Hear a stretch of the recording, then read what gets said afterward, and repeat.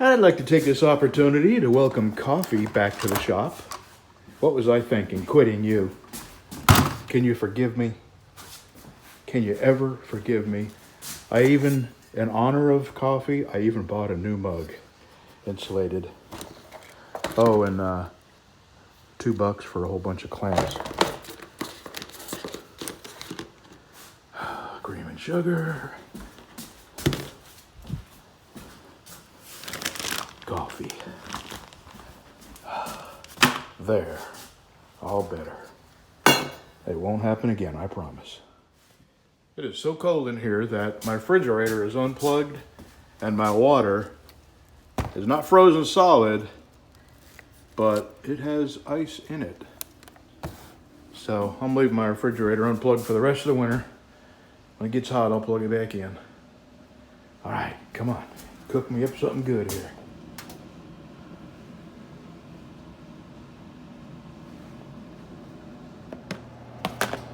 Okay, this is Harold's BC Special. It is not heat treated or tempered. I've got it sanded up to 600.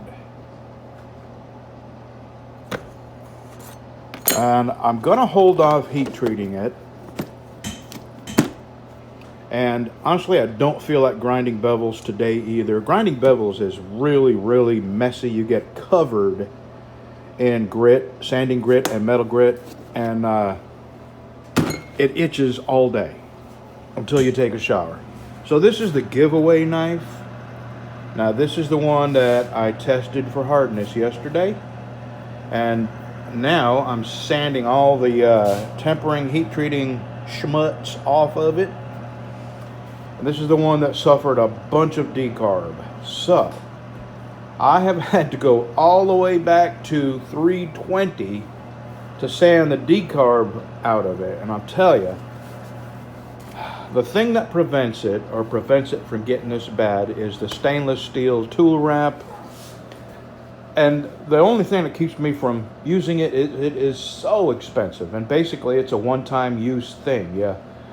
You make a airtight packet out of this stainless steel tool wrap, and you heat treat your knife, and then you take it out of the packet and you throw the packet away.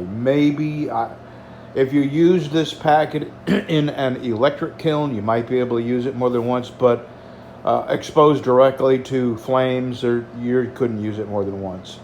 But on the other hand, here I am. That's all sandpaper. Well, I've got a water bottle in there. I mean, it's 75% sandpaper. I'm spending a ton of money on sandpaper, going so far back in grit. This is 320, and before I heat treated it was finished up to 600. And it's taken me 320, all of 320, 400, 500, 600, and I'm gonna polish this. So I've got 800, 1012. I got a lot more sanding to do on this. So when you consider the amount of time I spend, the additional time it takes to clean this up, and the additional sandpaper, I think it may offset, or the stainless tool wrap may offset the cost of all that additional work and sandpaper. So I think I'm just going to break down and go ahead and buy some. So I'm not going to heat treat Harold's. I'm going to sand this up today and tomorrow. This is the giveaway knife. I've got a couple of months at least to finish this. And when I get the bevels on the other two knives, Errol's and Nick's, I'll have my tool wrap by then. And I'll heat treat them all in inside tool wrap. So Harold, your knife is going to take a little longer. I didn't make any promises on time, but you are finished to the point where what you need is heat treating now. So I would say if I broke it down in thirds, I am probably at least 1/3 done with your knife, which is a good start.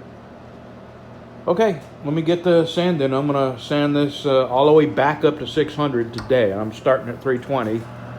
And let me see how much I can show you. You'll see the decarb when I come to it. This is where I had the knife turned around, and from here up to the handle is sanded. And here's what the decarb looks like. And it is heavily pockmarked, so you have to sand through all the schmutz. And then you have to sand through all the pockmarks, and it's taking the 320 grit to do that. And I'm going to get it. It's just taking a lot of work, and I'm not going to, skip to the next level without fully having the decarb sanded out. Okay, let me get back to sanding. Okay, I got this cleaned up to 320.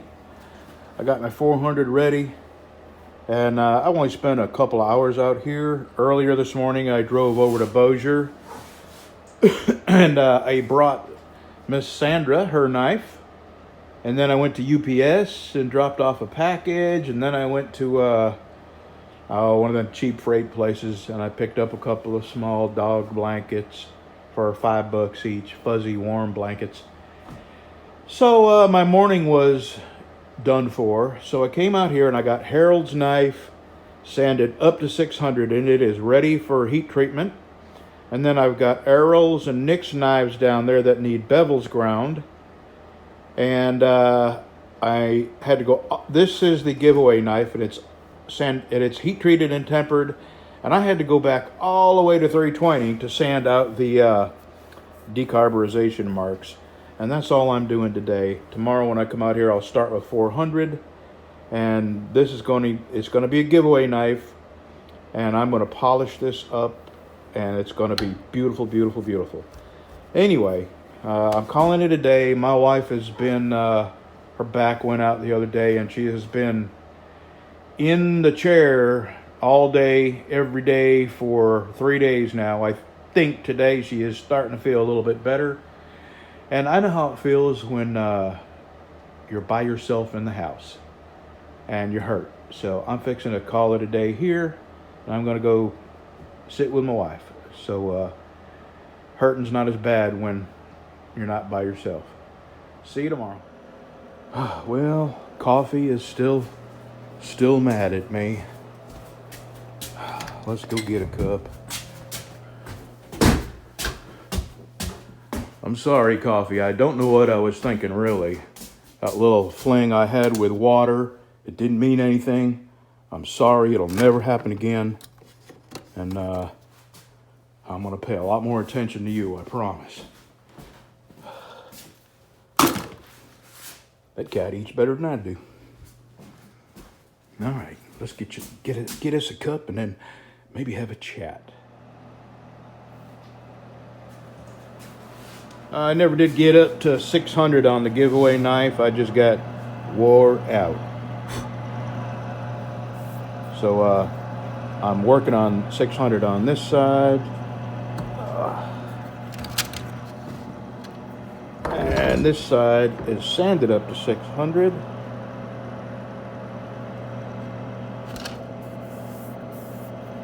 Do I need to see? Okay, that was just dust. And then I'm going up to 800 and 1,000 and 1,200. And then I'm going to put it on the buffer. This is going to be a highly polished BC Special giveaway knife. So, this is the day after, you know what. The day after the beginning of the end. And I can hardly bring myself. I can't watch any videos. I couldn't watch the news. Inside. Truly, my heart is broken for this country. And I guess I have to resign myself to just dealing with the next presidency one day at a time. We are in for major changes, and it'll be quick. And there'll be changes that nobody but a handful of people will enjoy. And I'm not, this is not prophecy. This is just one guy looking at the big picture, making his best guess. And I think we're going to have lockdowns, mandatory lockdowns, and eventually mandatory vaccines. We're going to have a huge increase in taxes, and uh, China Joe has already, before he even became president, he has said, yes, we're going to have a large increase in taxes. And he didn't make any qualms about saying it would be the middle class. He would eliminate the tax break for the rich, whatever those tax breaks are, and he would increase taxes for the middle class. And then, my belief is that the economy is going to fail, and it will coincide with extreme inflation and a recession like we've never seen in this country before. Unfortunately, I have all the food I could possibly store, all the cupcakes and rainbows I need. Just can't think of a single thing I need except continued electricity. And I'm not even worried about that. I have a half a dozen ways to cook off grid, and a huge catfish pond that's filled with fish. I have deer that come through my backyard, and raccoons and possum and squirrel everywhere. I'm not concerned about eating, and the truth is, it wouldn't hurt me if I had to live on less calories, would it? So, I'm just trying to keep my mind off of this. I'm really devoting my brain to sanding and getting out all the little micro scratches, so this will look real pretty when it's all buffed out. So, I'm going to sit here, drink my coffee, and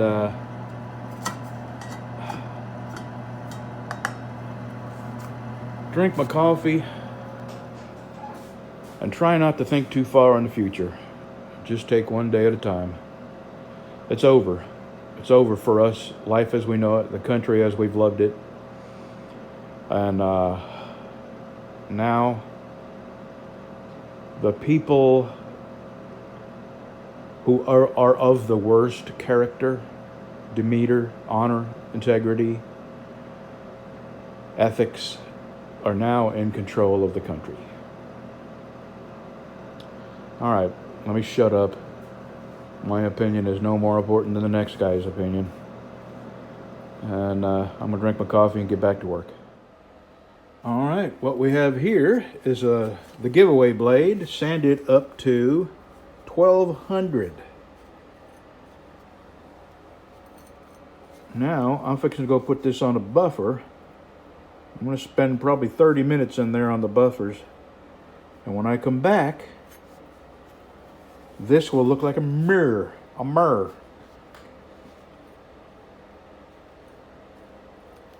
right, cup of coffee. And then when I'm done with the coffee, I'm getting on the buffer. Yeah, baby. Boy, that comes shiny.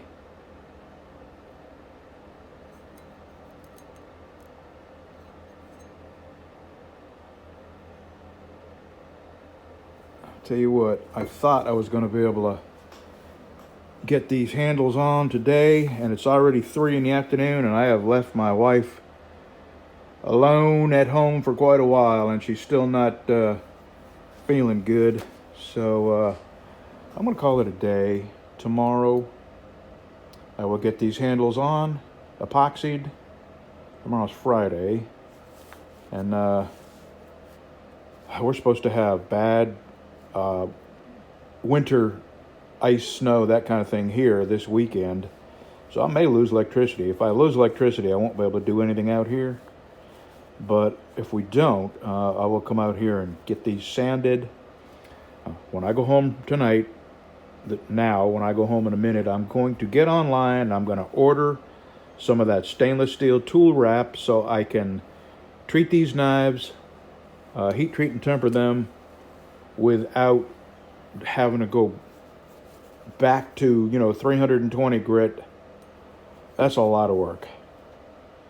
There's a lot of work to get them to the heat treating stage, and then to have them decarb and have to go back halfway back to where you started. Plus, on top of that, they're hardened, so they're even harder to sand. All right, this is a giveaway knife. And it'll look even nicer when I get my wax on it. It's still got some buffing compound on it. Alrighty, be back tomorrow.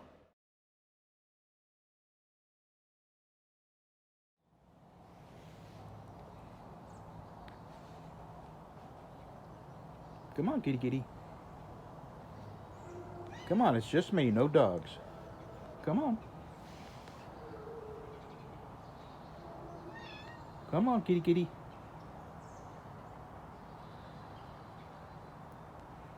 Come on.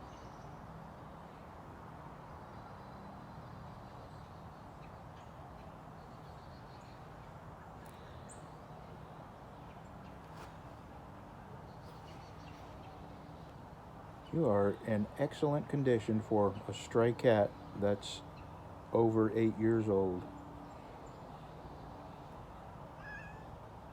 It's cold out, isn't it?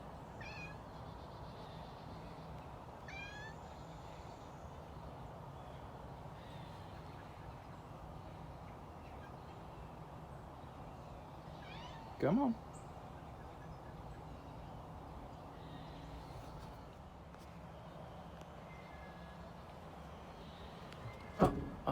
It's okay. I ain't gonna do nothing.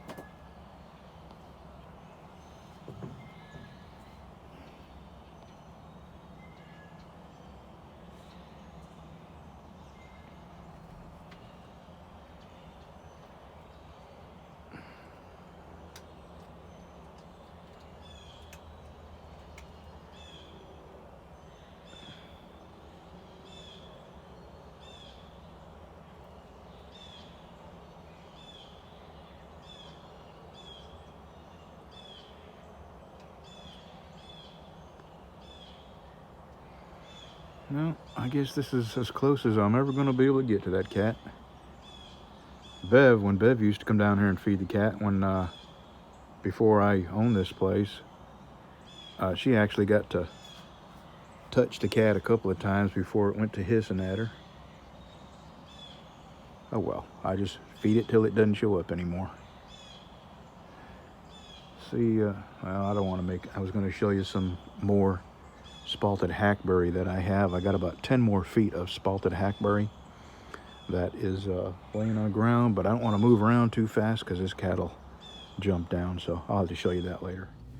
Fun fact, I'm in Bossier City, and right down that road right there, in a house down in that neighborhood, was the first place I ever did mushrooms. I think I was 20. And I got on my motorcycle, and I was going home. I lived on the other side of Bossier City. And you see that red light? Well, it's green right now, but way up there. This is how bad mushrooms distort your depth perception. The light turned red while I was on my motorcycle, and I stopped like way back here thinking I was close to it, and I had a passenger.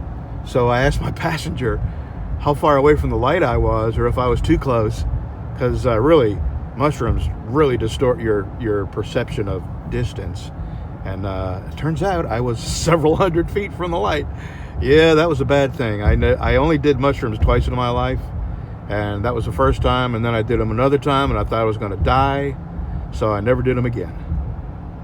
Anyway, I'm not bragging about drugs. I don't do drugs anymore, but that was just a little interesting memory I had just because I'm driving past the street that happened on. Blink, blink, blink.